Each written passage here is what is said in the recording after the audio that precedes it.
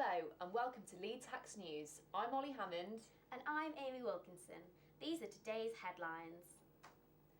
Outrage. Residents campaigning against proposed homes being built on farmland. Cash for Kids. Fundraising in Leeds today. Yorkshire Women of Achievement Awards in Leeds. And student-led photo exhibition comes to White Cloth Gallery. Residents of an East Leeds village are stepping up their campaign to stop hundreds of homes being built on farmland. They say it will destroy the countryside with expensive housing that local people can't afford. Sophie Roberts reports. Residents of Skulls have had further disappointment for the campaign Save Our Skulls. The group are facing an appeal against their wishes to stop the decision to build thousands of homes. Yes, this battle has certainly been dragged out, and as you can see behind me, there's large swaths of untouched countryside which actually belong to the farmer just behind me. Council initially unveiled plans to build thousands of homes in 2011, which would be built across the fields and connect Skulls with Crossgates. The residents united to form a group campaigning against it. It is the farmers' land that is at the heart of the dispute. However, not everyone is against the campaign. So yeah, I'm not really that bothered. It means there's more buses and shops and other local amenities. The narrow roads are a cause for concern here. Residents believe the influx of people is going to cause an issue on the roads. And what had happened was there'd been a consultation event set up in the village by the developers. Right. And it came as a complete surprise to everybody. I would never have predicted I'd get involved in some sort of village campaign to stop house building. The kind of housing that people would afford. It's not about meeting housing need. It's about profit. This has been Sophie Roberts reporting from Skulls for Leeds Beckett News. The council and developers haven't responded to our request for us to comment on this story. It's coming to the end of Mental Health Awareness Week, and plenty of organisations in the local area have been hosting events to raise awareness. Mental Health Awareness Week, we spoke to a wellbeing counsellor and director of the LSLCS about mental health. Mental Health Awareness Week is always in May. It's very important because it's an opportunity to talk publicly about mental health and reduce stigma. 1 in 4 people will have a mental health problem in their life at some point, but despite it being very common, it's still something people are very ashamed about and don't talk about. So Time to Change, which is an anti-stigma campaign, did a big event in the Civic Hall this week. So for some people, coming forward is really difficult, but also a lot of services have long waiting lists. It's difficult to get into services, it's difficult to access counselling and therapy. So we've been going since 1999 and we provide services to people who are in crisis to stop people ending up in psychiatric hospital, in A&E, in police cells, or just in a more extreme state of distress. It's a real problem that mental health is often described as a Cinderella service. So even within funding, it's almost like there's a stigma around mental health. So it doesn't attract the same amount of government funding that physical health does. It's also quite a hard area to fundraise for. So a lot of charitable trusts don't have it as one of their priorities. And if you're fundraising, it's just not as attractive as some other charities are. Historically, females have been much more inclined to engage with counselling, but that's not necessarily the case. What I've seen is a shift over the last couple of years in terms of males being prepared to come forward and engage on as deep a level as the females that engage. I think one of the first points of contact, the most obvious contact, is the wellbeing service here, which offer a range of different supportive interventions. And the good thing about the wellbeing service as well is that if you've got very specific needs, we can provide that information in terms of referring on to other appropriate organisations. In the aftermath of the Conservative Party's majority outcome in this year's general election, our reporter Liam Jackson went to find out about the northern perception of the Conservative Party. Liam went and spoke with Leeds West candidate Alex Pierre Travers to discuss the stigma around voting Conservative in the north. The perceptions I felt that people hold about the Conservatives on this doorstep really do vary. there is a little bit of a sense of the past, and there's a little bit of apprehension, of course, and some people unfortunately do buy into this nonsense that we're just the party of the rich. But most people get what we're about. You know, we're there for working people. We're there to help people when they need benefit. We're there to help small businesses become big, thriving businesses and employ more people. We are the people who are funding the NHS. We're not trying to destroy it or privatize it, whatever that means anyway. But I think most people get the sense that we are the hard workers. We are the ones that come in and fix whatever mess Labour leaves behind. So, we spent the first 5 years of the last Parliament trying to clean up that mess, and now we're going to spend the next 5 years trying to make people's lives that much better. Perfect. And with that, so we're at this train station here. What is your views on the HS2? I absolutely accept that there's a need for us to improve our rail infrastructure, and high-speed rail is one of those things that we should be doing as a country. I absolutely agree with the government's position on that. However, I don't think in this age of, though we're coming to an end to it, austerity, that is the best way to spend our money right now. I would like to see much better ordinary rail for us here in Leeds and in the north, indeed entirely. I'd like to see us, the Chancellor's talked about it, of course, but I'd like to see that better connectivity between Newcastle, Leeds, Liverpool, Manchester, Sheffield. Our infrastructure is quite behind even what you get in the south of the country. So let's focus on making sure that everybody across the UK has good basic rail infrastructure, better roads. 7 out of 10 journeys I think this country is still made by road. And then once we've got those basics right, and when the economy is really booming, then absolutely let's go on to HS2 and let's make sure we get some good connections in the north as well on the HS2 also out. Perfect. Thank you very much. Despite this, there is a recent online petition to move Scotland's border to below Sheffield, supported by many non-Conservative voters in the north. More than 20,000 people have signed the petition calling for the North to join an independent Scotland, and the numbers are still soaring. Leeds Hack spoke to Councillor Niall to get the Labour Party's view on the petition. If you like, cultural stroke political aspect of the reason. Between the southeast of England and Scotland, there are obvious, quite significant political differences, I think. In the north, we're not in the middle of that spectrum, we're very much closer towards Scotland. I would, in all honesty, say that the east and southeast and southwest of England are the outliers, and it's the north, the Midlands and Scotland and Wales that are more are better, if you like. In other political news, could Leeds be taking a bold new step to separate itself from central government? Cities across the UK are asking if appointing a city mayor can improve the lives of the people who live there. Rory O'Hara reports. Public leaders from 10 core cities across the UK met in London this week for a conference to discuss the localisation of government. Last November, Manchester City Council agreed upon a £1 billion deal for the Greater Manchester area to take on a new mayoral system in 2017, which will allow the city greater control over spending for its public services. With other major cities such as Cardiff coming close to finalising similar deals, I asked Leeds City Councillor Niall if he believes Leeds should follow their lead. I don't think so. I think a mayoral system would concentrate decision making far too much in one person, and I don't think that's acceptable. I think in the 21st century we need to be looking to have local accountable systems of government. The reason why this is pushed forward by a Conservative administration in Westminster is because, given the way that people tend to vote in big cities in Britain, particularly big cities in the Midlands and in the North, big money elections based on one person and one personality is the only way the Conservative Party could ever hope to run Leeds. And I would suggest that's not a healthy impulse. I would suggest this current debate is not about effective local services, because we're already doing that, and we can talk about that in a minute. We're already doing that in Leeds. This is about power and about money, and it's much more about that than effective local governance. What's a superhero's favourite part of a joke? Well, I don't know, Molly. What's a superhero's favourite part of a joke? The punchline. Anyway, on that note, superheroes from Radio Air dressed up to raise money for Cash for Kids today. Tasha Pilling reports. Cash for Kids, the official charity for Radio Air Leeds, have been fundraising today dressed as their favourite superhero characters.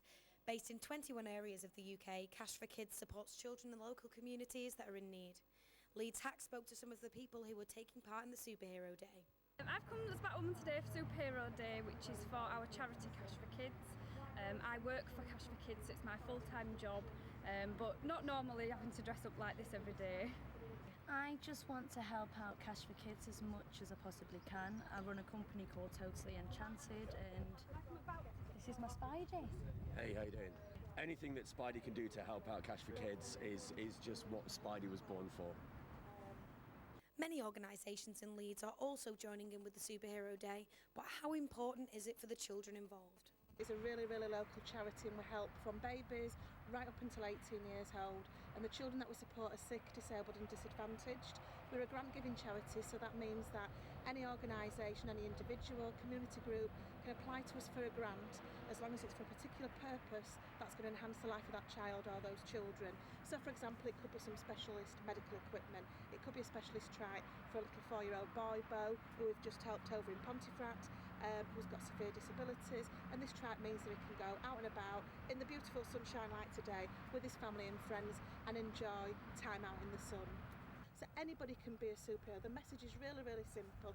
You don't have to dress up, you don't have to do something mad like a 5k like some people are. You can do anything. You know, we want to raise thousands today, not only raise the money but raise the awareness that we are here, we are local, and that we want to help these children. This is Natasha Pilling reporting for Leeds Hacks News. The Yorkshire Women Achievement Awards returned to Leeds today for the 29th year. Niall Selman reports from the Royal Armouries. Here in the heart of Leeds, the Royal Armouries Museum plays host to a special kind of gathering. The Yorkshire Women of Achievement Awards recognises those that have made a stellar contribution to local communities across the region.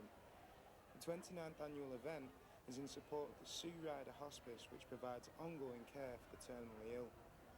Hundreds turn out to pay tribute to the strong, independent women that have helped nurture Leeds and Yorkshire.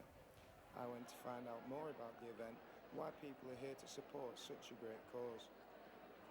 We're here today to celebrate special contributions of women from across the region that have done fantastic things in the local community in different categories. We've got 6 different categories and we've got over 60 different nominations this year for the awards.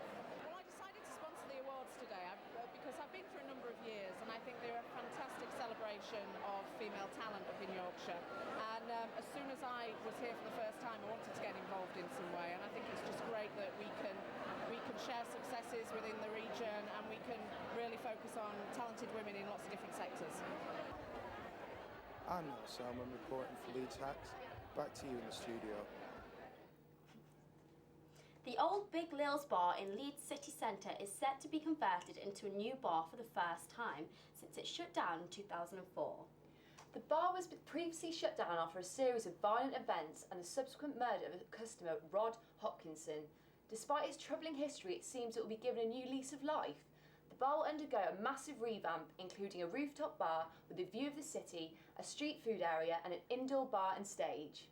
City Buzz previously revealed that the venue would hold a series of events in October that included the Beacons Festival, which was held last year in Skipton. Now, how would you feel if your final university piece was to be seen by thousands of people? I think it would be quite daunting, wouldn't it? Well, third-year photographic journalism students are having their work displayed around Leeds city centre this May. Harriet Berry reports. Third-year photographic journalism students from Leeds Beckett University are having their artwork displayed around Leeds city centre.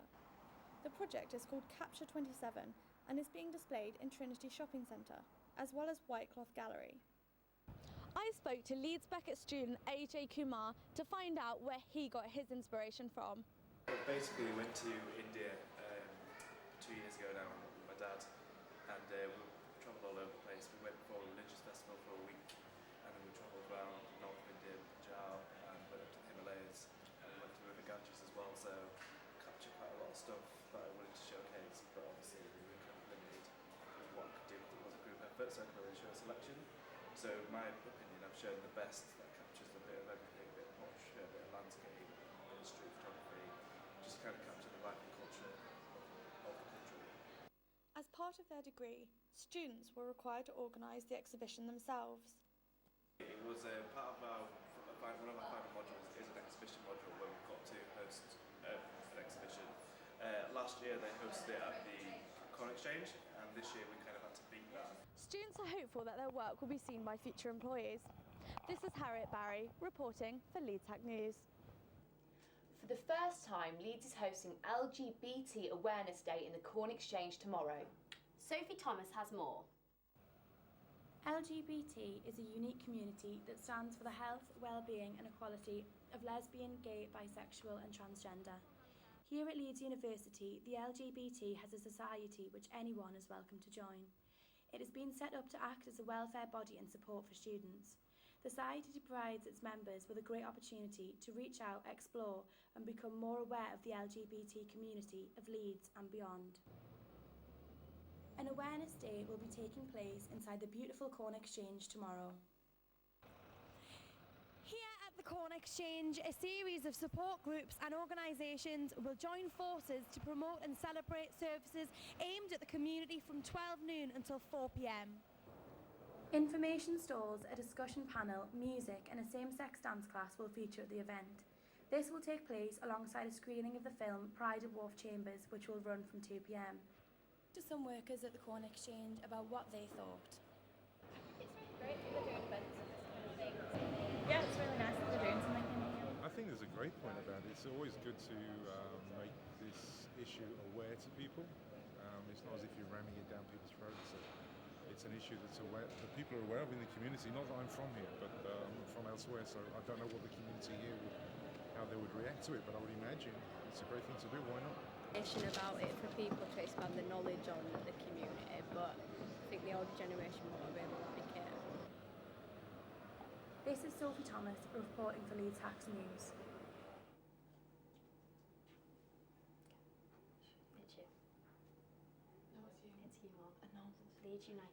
Leeds United have told Leeds Hacks News that Adam Pearson's reappointment is a positive thing for the club. Comments come a day after a bizarre press conference featuring Pearson's and Leeds United owner Massimo Cellino. Alex Hammond reports. Adam Pearson as the club's new executive director has caused quite a stir around Ellen Road. Leeds Hack spoke to Ryan Parish, the club's press officer, to get his take on the news. I think it's a positive appointment. It's been well received, and it's basically he's here to assist Massimo Cellino, kind of take a bit of the weight off his shoulders.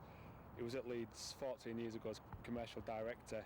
So he knows the club, he's local, he's had great success at Hull City and he spent a bit of time at Derby as well, so I think if he can replicate that here with his knowledge and his experience, helping Massimo Cellino with what he already knows about the club, then I think it can be quite positive.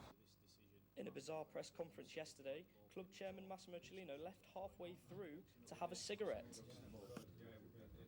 So far the reaction's been really good. It's been, I'd probably say it was on par with the new signing. People look at Adam Pearson, he's well regarded in football, especially in Yorkshire with what he did at Hull City. It was a bold move when he left Leeds to kind of go down the divisions. He bought Hull City when they were on the brink of administration, close to leaving the Football League, and he built them up. And I think Leeds fans look at that and they see him as maybe just a bit of a kind of a calming influence on the club, because sometimes here from the outside it can look like a bit of a circus. For our viewers over in Hull. Thank you very much. It appears Leeds United are looking to make considerable strides forward next season. Alex Hammond, Leeds Hacks News. Guiseley Football Club may still be celebrating their promotion to the Conference Premier, but the clock is ticking regarding staying there. The club were promoted to the first tier of the conference for the first time in their history on Saturday, but could already face being kicked out of the league if they are not granted planning permission from Leeds City Council. Nevermore, the club's ground has a capacity of 3,000 and is currently of Grade B standard. To be accepted into the conference, they must achieve a Grade A, which is only possible if they are allowed to redevelop the ground. Initial plans are to build a new 2-storey clubhouse, new changing rooms and 3 new covered terraces. The club have until 16th of March 2016 to meet the criteria. And finally, the weather. The weekend will be warm with temperatures up to 16 degrees Celsius, with sunny spells and the occasional shower in the north and in the west. Well, that's all from us today at Leeds Hacks News. Goodbye from me. And goodbye from me too. Enjoy your weekend.